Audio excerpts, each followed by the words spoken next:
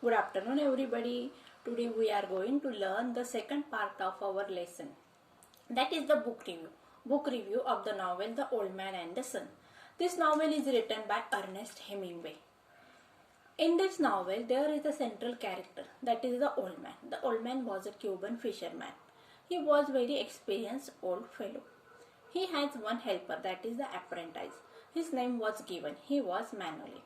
Manoli's family forced him to work with the another fisherman, but still he was loyal with his master. Here, the description of the old man's suffering and his struggle is given. The old man was working in the fish. For the last 84 days, he was tried to find out the fish, but he was unsuccessful. And after 84 days, he decided to go deep into the sea.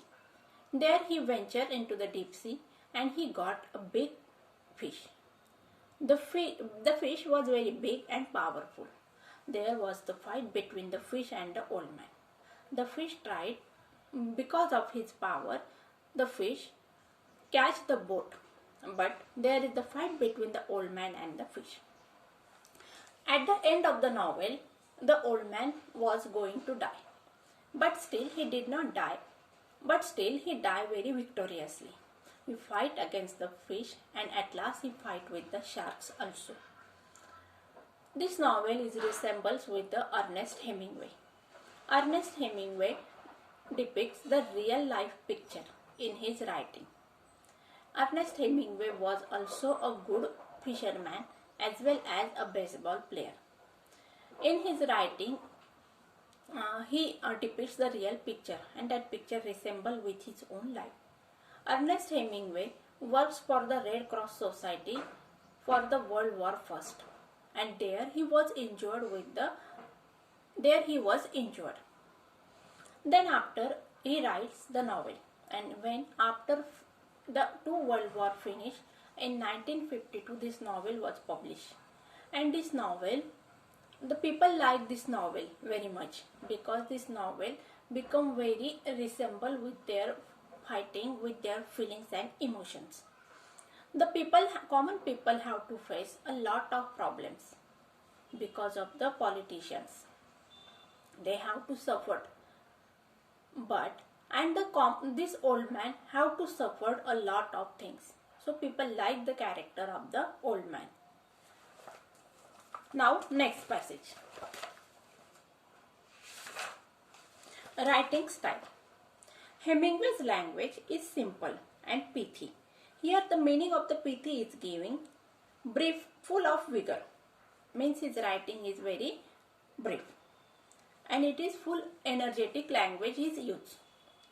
He mostly writes in short and straightforward sentences and practices an extreme economy in his use of words. This simplicity is deceptive, and a reader can read his work again and again and find a new layers of meaning every time. In this passage, the information about the writer's writing style is given. The two most important points. His language is very simple as well as very brief. Means briefly and very simply, Ernest Hemingway writes his novels or short stories. And mostly he writes in short and also a straightforward way. Here also one of the skill of Ernest Hemingway is given. He practices or writes extreme economy. Economy means here to use sparingly in order to achieve the max effect. He used minimum sentences but got the max effect. And reader can read his work again and again. Reader become happy and the reader reads the book again and again. And when they read the novel again and again, they find a different meaning each time.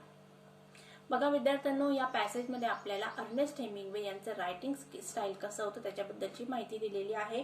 Ernest Hemingway यांची writing अतिशय simple होती आणि त्याचबरोबर brief होती. आता त्यांच्या रायटिंगमधून आपल्याला energetic अशी त्यांची लँग्वेज होती. जरी त्यांची रायटिंग ही शॉर्ट, मोस्टली ते काय करायचे, शॉर्टमध्ये रायटिंग करायचे आणि त्यांच्या रायटिंग स्किलचं एक महत्त्वाचं वैशिष्ट्य होतं की ते स्ट्रेट फॉरवर्ड लिहायचे.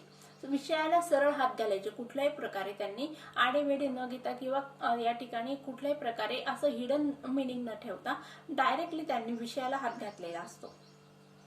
आणि त्याचबरोबर कमीत कमी शब्दांमध्ये ते जास्तीत जास्त इफेक्ट साधण्याचा प्रयत्न करतात. आता या ठिकाणी प्रत्येक रीडर ज्यावेळेस त्यांचं नॉव्हेल वाचत असतो, पहिल्यांदा वाचल्यानंतर आपल्याला कुठलीही गोष्ट बघा, कुठले पुस्तक असू दे किंवा मासिक असू दे, आपण एकदाच वाचतो, परंतु नंतर सेकंड टाइम रीडिंग करायला आपल्याला बोर होत असतं, कारण आपल्याला स्टोरी या ठिकाणी समजलेली असते.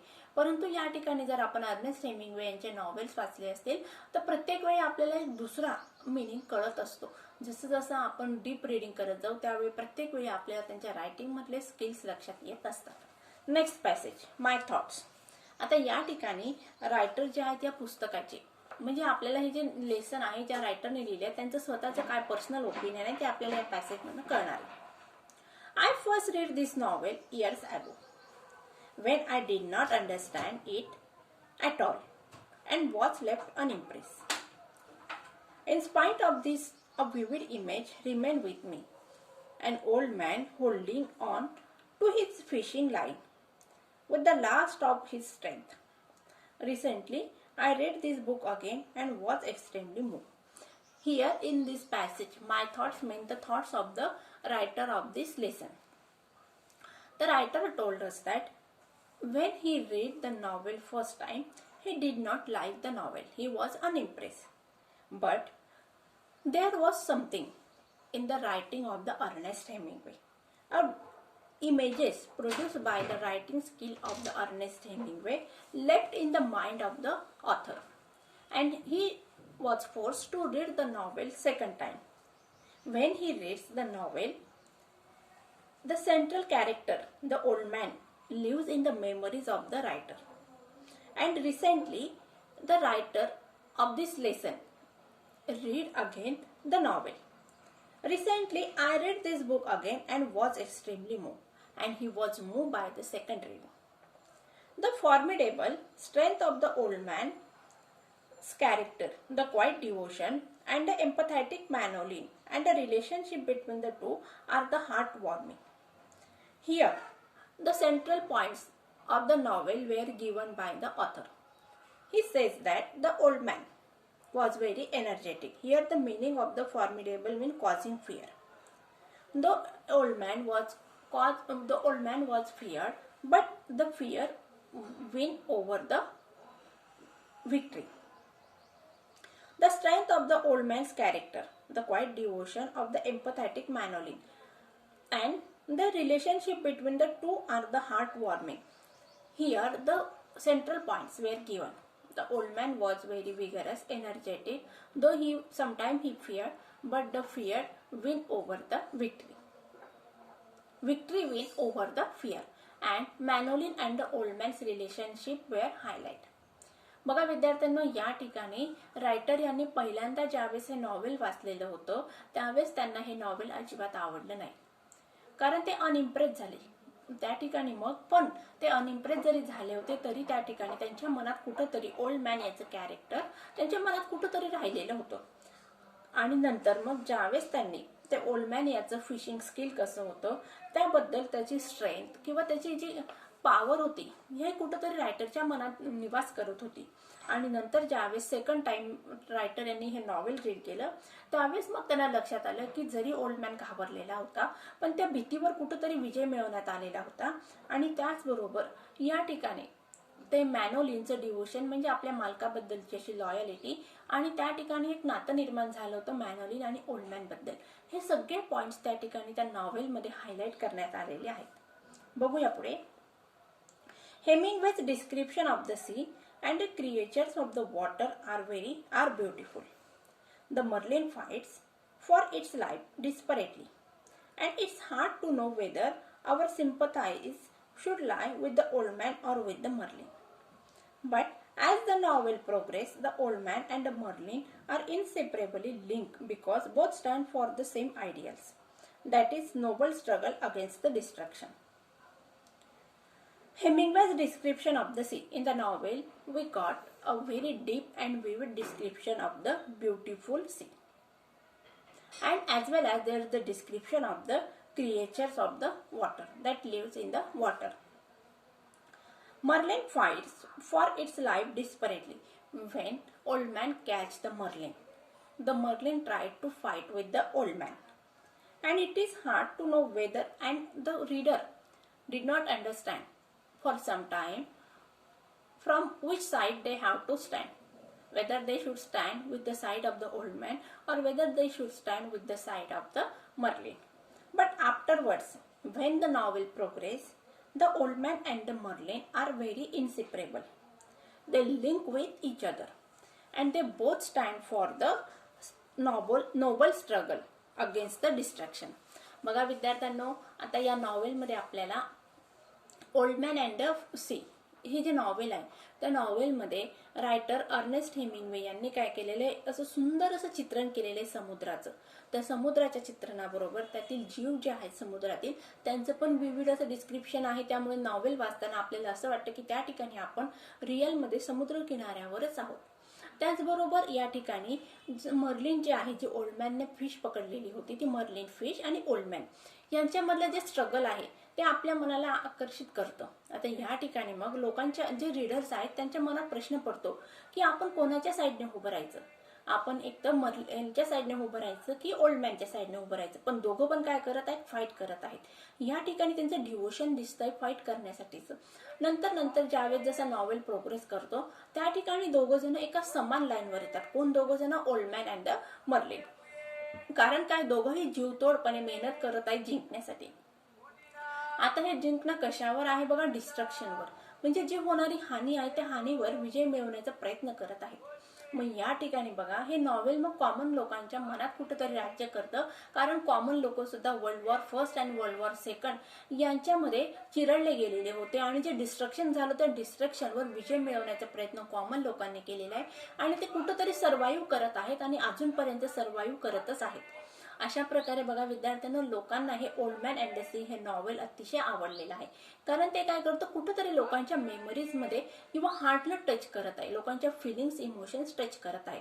अशा प्रकारे बघा विद्यार्थ्यांना, the old man and the sea हे नॉवेल अतिशय इंटरेस्टिंग आहे आणि ते आपल्याला प्रेरणा पण देतं. कुठली अवघड परिस्थिती जरी आली, संकट जरी आलं, मृत्यू जरी समोर असला तरी आपल्याला ओल्डमॅन सारखं त्या ठिकाणी स्ट्रगल करायचंय, फाईट करायचं आहे आणि त्यामध्ये जिंकण्याचा प्रयत्न करायचा. जरी आपल्याला मृत्यू आला तरी तो मृत्यू आपल्याला काय करायचा आहे, आपल्याला तो मृत्यू जिद्दीने लढायचा आहे आणि लढता लढता मरण आलं तरी चालेल, पण ते मरण कसं पाहिजे, शौर्यपूर्ण पाहिजे. असं हे जे सेंट्रल कॅरेक्टर आहे ओल्डमॅनचं, ते आपल्या मनामध्ये कुठंतरी राहतं, lives last long in our memories. मग आपल्याला हे नॉवेल रीड करण्यासाठी आपल्याला काय करत आहे, प्रेरणा देत आहे. अशा प्रकारे बघा विद्यार्थ्यांनो, येणाऱ्या पुढच्या आयुष्यामध्ये ज्यावेळेस तुम्हाला वेळ मिळणार आहे त्यावेळेस तुम्ही हे नॉवेल वाचण्याचा प्रयत्न करा आणि इन्स्पायर्ड व्हा.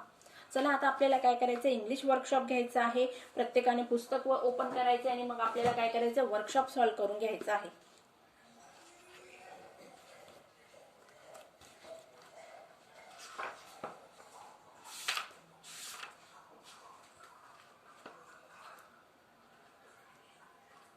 सगळ्यांनी पुस्तकं काढलेत का? The old man and the C.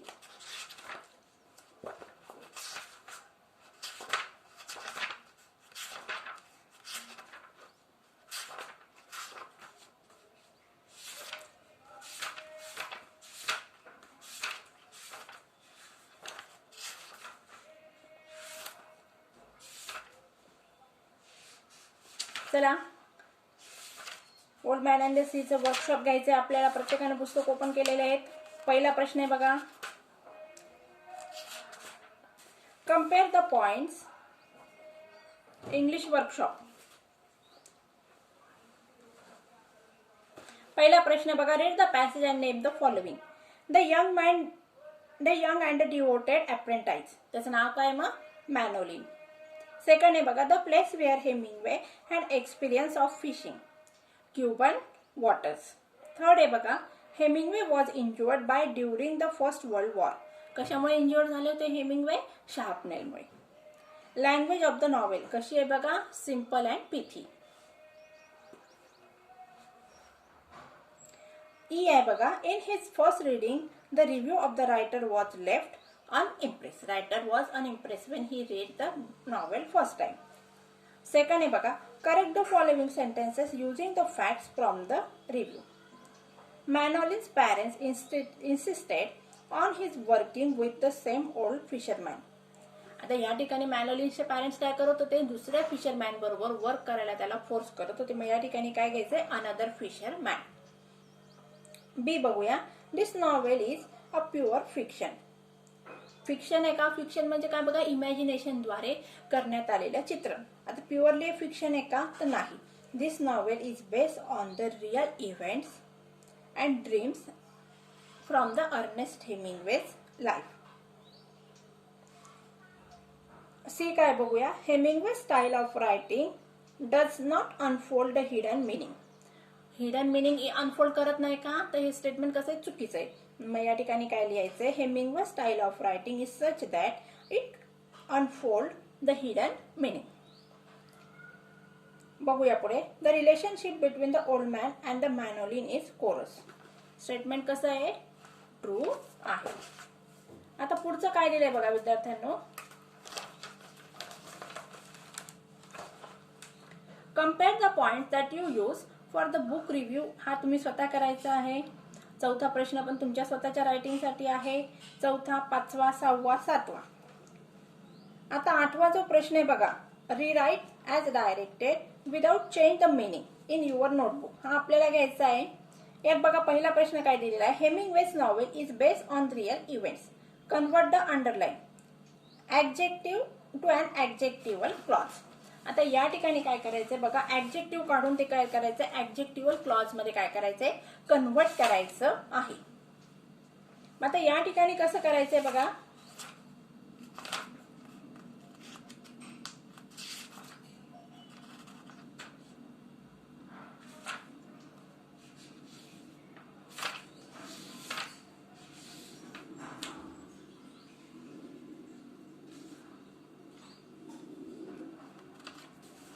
पहिला प्रश्न आहे बघा या ठिकाणी, Hemingway's novel is based on the real events. मग लिहा त्या ठिकाणी, Hemingway's novel is based on the event that are real. आता दुसरं आहे बघा, दुसरा प्रश्न आहे बघा या ठिकाणी, he hooks a marlin but the marlin is too strong for him. Rewrite the beginning with although. लिहा या ठिकाणी, although he hooks a marlin, comma करा, बट काढून टाकायचं आहे, कॉमा करायचं आहे. Marlin is too strong for him. तिसरं बघा, the reader can read his work again and again and find new layers of the meaning. Begin with the sentence with on reading. आपल्याला sentence कशाने सुरू करायचंय, on रीडिंगने सुरू करायचं आहे. On reading his work, readers can find new layers of meaning. आता चौथं काय बघा, as the novel progresses, the old man, the Merlin are inseparably linked. Rewrite using progress as a noun. लिहा मग, the progress of the novel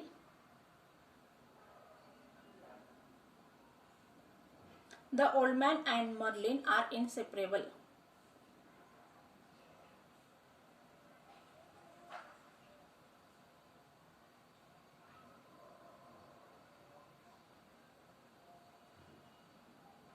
पाचवे बघा, being strong, the Merlin starts pulling the boat. Rewrite inserting and as a coordinator.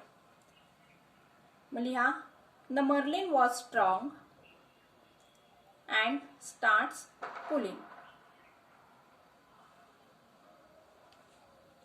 सहावे बघा, when I first read this novel, I was unimpressed. Rewrite using but as a coordinator.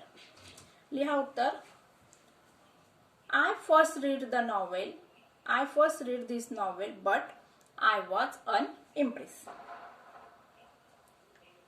आता या ठिकाणी बघा, बी ज आहे, write the root words after dropping the prefix and suffix for or both.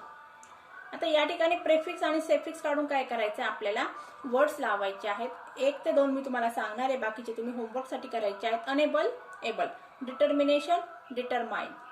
अनइम्प्रेस, impress, inseparable, separate, beautiful, beauty. आता इकडच्या साईडचे जे आहेत ते तुम्ही होमवर्कसाठी करायचे आहेत. अशा प्रकारे बघा विद्यार्थ्यांनो, आज आपण the old man and the sea हा जो लेसन आहे बुक रिव्ह्यू तो संपवलेला आहे. आता येणाऱ्या नेक्स्ट लेक्चरमध्ये आपल्याला पुढचं लेसन कंप्लीट करायचं आहे. तोपर्यंत विद्यार्थ्यांनो तुम्ही हा लेसन रीड करून ठेवायचा आहे आणि वर्कशॉप कंप्लीट करायचा आहे. So friends, take care and good bye.